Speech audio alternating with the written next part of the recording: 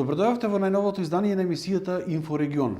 Наша гостинка денеска е Лилјана Јоновски, извршна директорка на невладината организација Рурална коалиција, со која што ќе поразговараме околу еден навистина горлив проблем кој што ја тишти нашата држава, а тоа е производството на храна. Господи Јоновски, пред се добродојавте во најново издание на Инфорегион. Добре најдов и благодарам многу за поканата. Како што кажав, ќе поразговараме околу еден навистина горлив проблем кој што ја тишти нашата држава, тоа е производството на храна. Најновите податоци според Заводот за статистика кој што излегува овие денови е тоа дека тие се навистина поразителни за една држава која што себе се смета за земјоделска држава, ајде така да кажеме. Практично преполовени се производствените количини скоро на сите земјоделски култури во нашата држава, а најфрапантниот податок е тоа дека за 2023 година сме дале како држава за увоз на храна скоро 1 милијарда евра. Да. Ви благодарам многу што отварате една тема која што е многу горлива и со која што секојдневно се соочуваме со глед на тоа што нели храна на сите ни треба, меѓутоа многу малку говориме.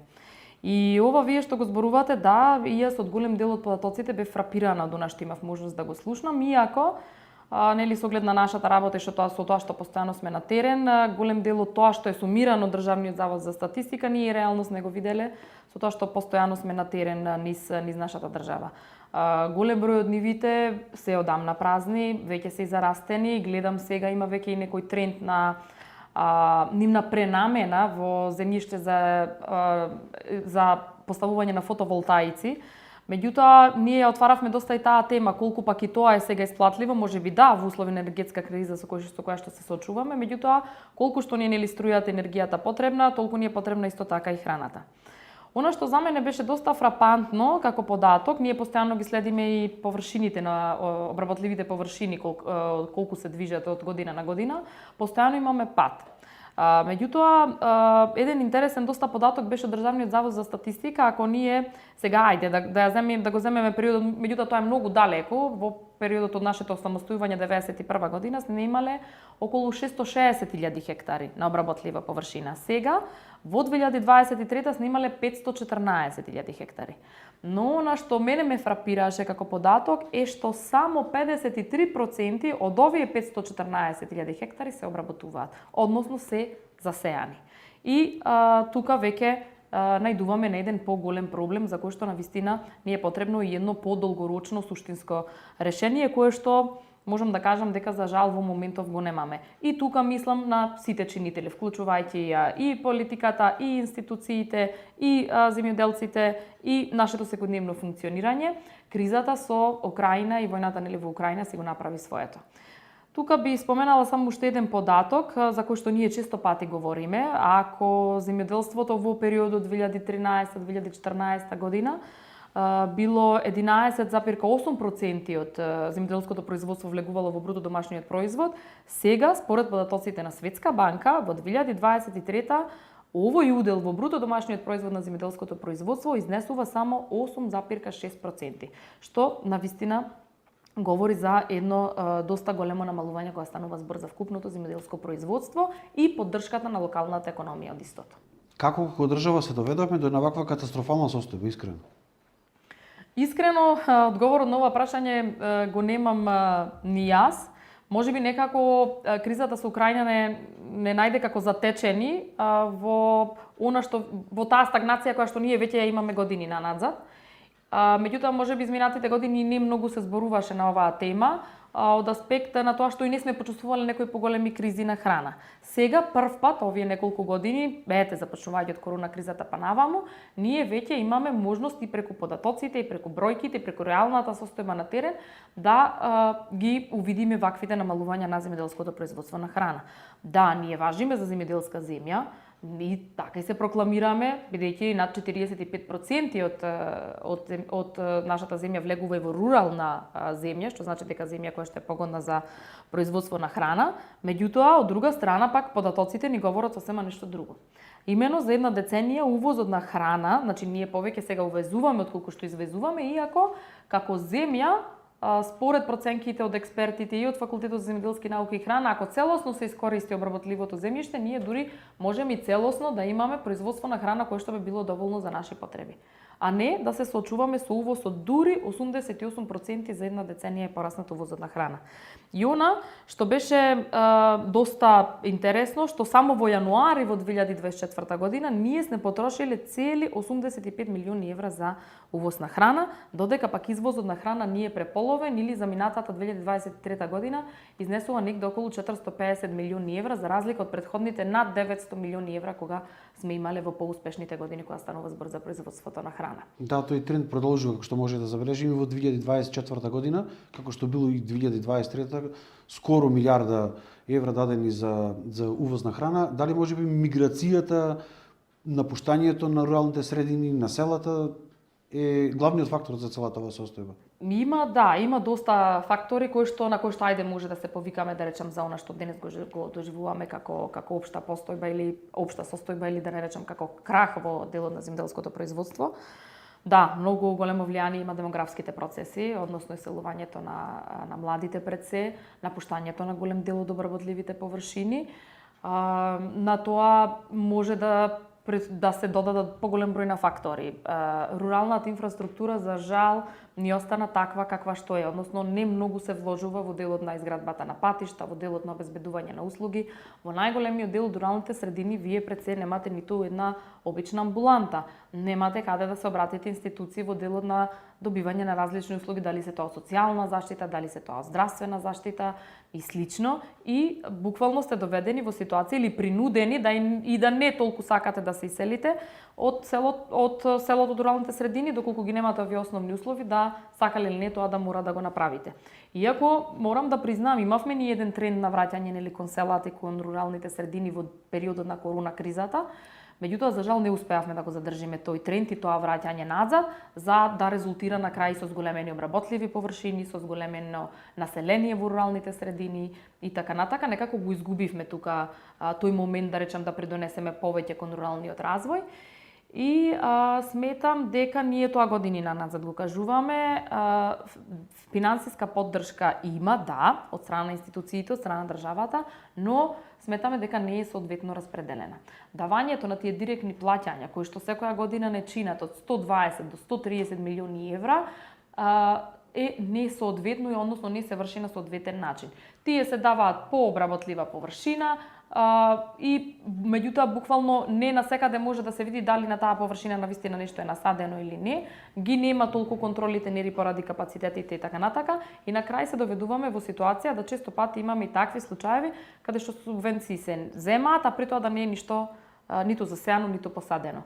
А ако се промени начинот на субвенции и финансиската поддршка и повеќе се насочат средствата кон руралниот развој и ќе се вложуваат во развој на земјоделското стопанство, сметам дека ќе има многу далеко поголеми резултати во однос на она со кое што ние денес се соочуваме. Од друга страна, исто така, не се вложува, освен тоа што не се вложува во делот на руралната инфраструктура, во делот на достапноста на услугите. Многу малку се вложува исто така и во делот на едукацијата, во делот на промената на навиките на земјоделците и, за жал, се уште останавме со над 80% на земјоделци кои што имаат максимална површина до 1 хектар. Конкурентноста, значи тука, на земјоделското производство ни е многу мала.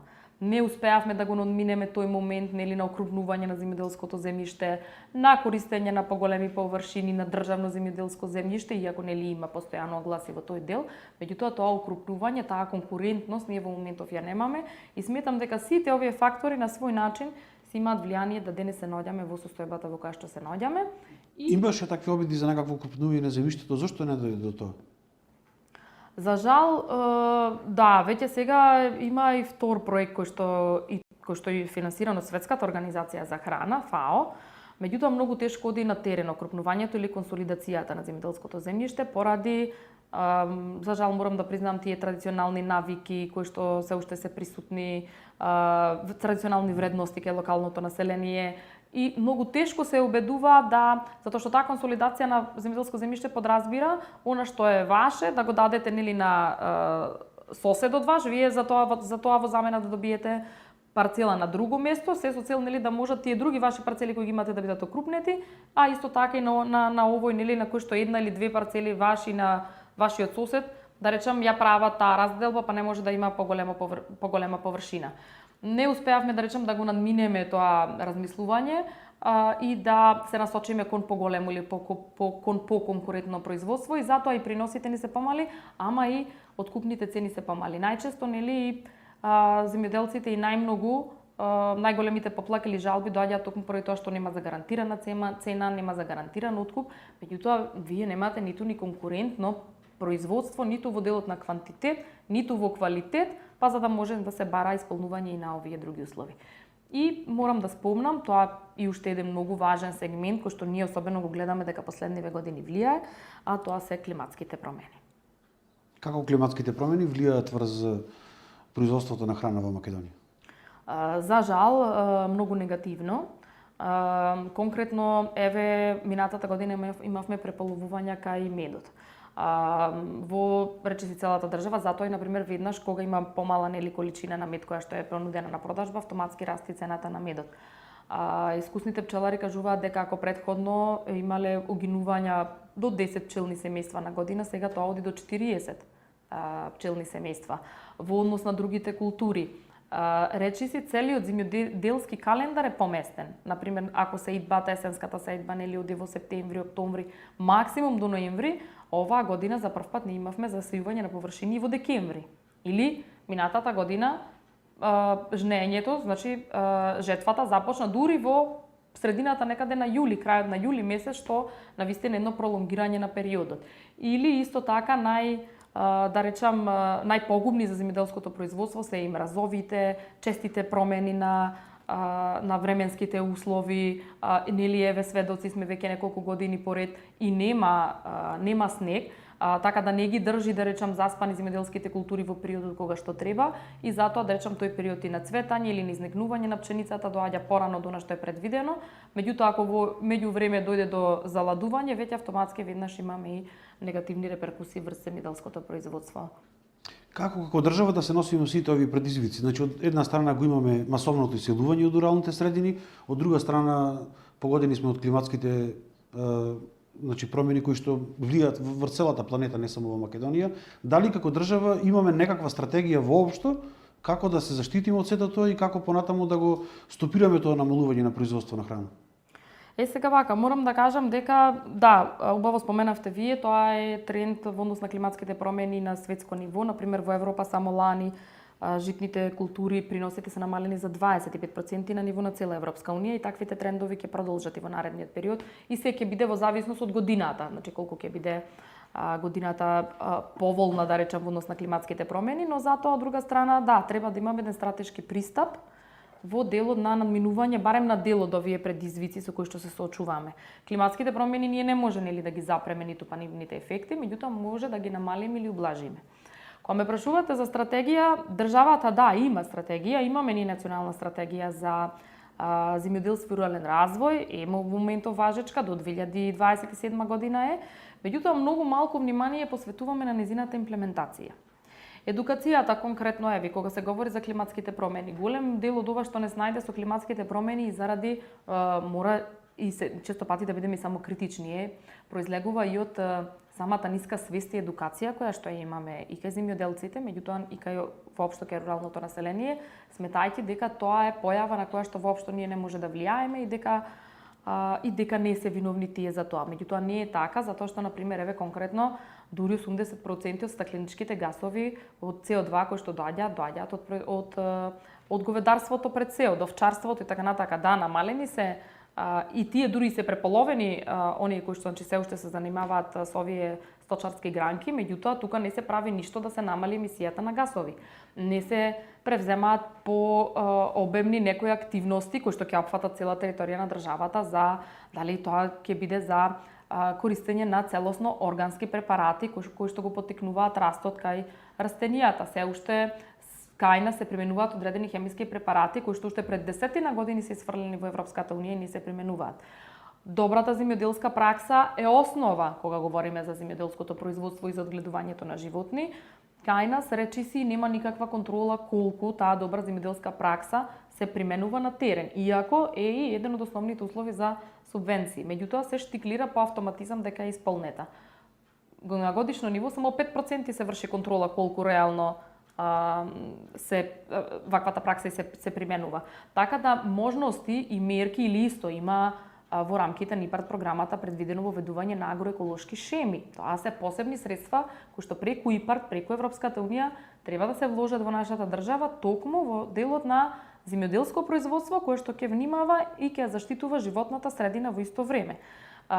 И тука, да речам, сме надзад. Еве има некои најави дека токму оваа година ќе се акредитира и таа мерка, за да и тие средства бидат достапни до земјоделците. Мерки, можности има, меѓутоа тоа треба да биде направено на еден стратешки пристап, на еден пристап кој што ќе опфати цела држава и која што ќе ги вклучи сите чинители во секторот.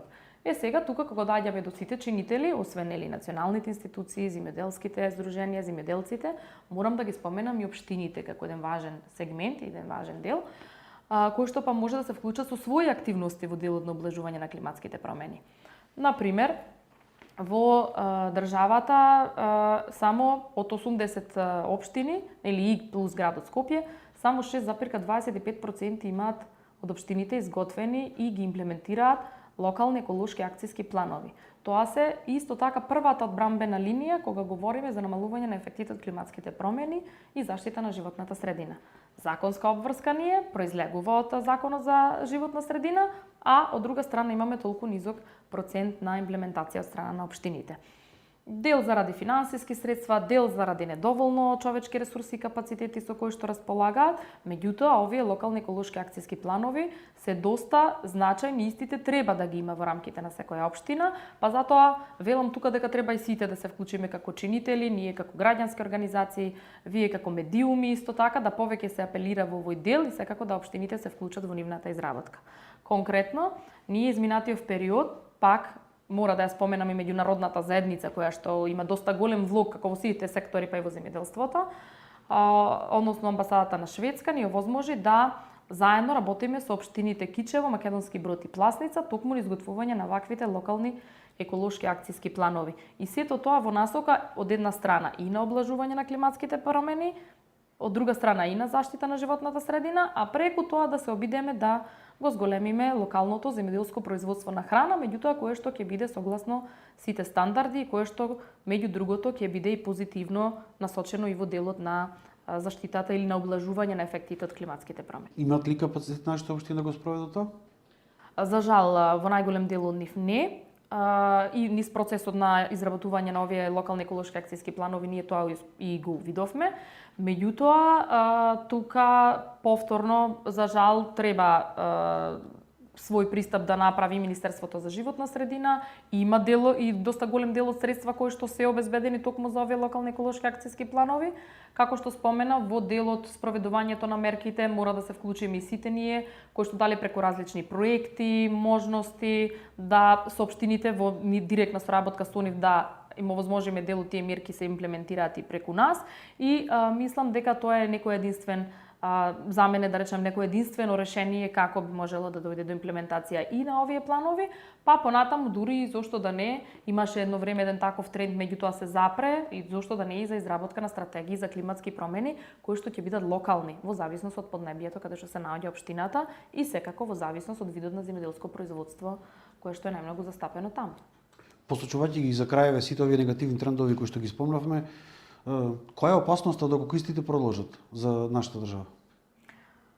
Па опасноста, еве како што можете да видите и за 10 години, ние ако имаме зголемен увоз на храна за 88%, а преполовено земјоделско производство, сметам дека доколку не се превземат одредени мерки и понатаму земјоделското производство ќе се намалува од година во година и ќе се соочуваме можеби со други подрастични бројки од овие кои што имавме да ги видиме во годинава за разлика од минатата година.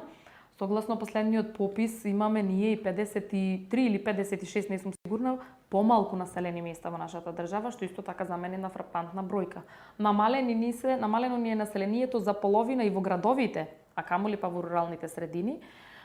Така да за земјоделското производство веќе и кажавме, така да сметам дека крајно време е да започнеме да размислуваме во насока на превземање на мерки кои што ќе бидат и рестриктивни и строги, меѓутоа кои што ќе бидат насочени кон зачувување на она кое што во моментов го имаме. Затоа што ако сега сме на половина од производството за 10 години од сега и ако се оди со овој тренд, ние веќе ќе имаме само 1/3, 1/4 храна која што нема да биде воопшто доволна за потребите со кои што се соочуваме, а од друга страна, ако немаме ние соодветно развиена локална економија, ќе биде намален и приливот на средства со кои што ќе може да ја обезбедиме таа храна па да ја увезуваме. Така да сметам дека навистина предстојат тешки години пред нас, па можеби и ќе се соочиме со нешто од типот на тоа како што може да го видиме и во афричките земји и недоволното производство, поради недоволното производство на храна и се поголемото зголемувањето на процентот на гладни или да речам на недоволно нахранети жители. Господи Јоновски, ви благодарам за одвоеното време и за гостувањето во оваа емисија. Ова се навистина застрашувачки податоци и информатни што ги спомнавме. Да се надеваме дека државата ќе почне да превзема соодветни стратегии за истите овие да се намалат и да се стопираат. Ви благодарам и јас на поканата, ви благодарам многу што ја отворивте оваа тема и искрено се надевам дека се почесто ќе говориме за овие фрапантни бројки, за тоа што ни се случува во моментов со земјоделското производство, а во насока да успееме да го зачуваме барем она што го имаме и секако понатаму да работиме на негово зголемување со оглед на тоа што ние како држава ги имаме сите предуслови да произведуваме доволно храна, а тоа во моментов не го правиме. Драги гледачи, тоа беше интервјуто со Лилјана Јоновски, извршна директорка на Рурална коалиција, а ние со нови информации се гледаме во наредното издание на емисијата Инфорегион.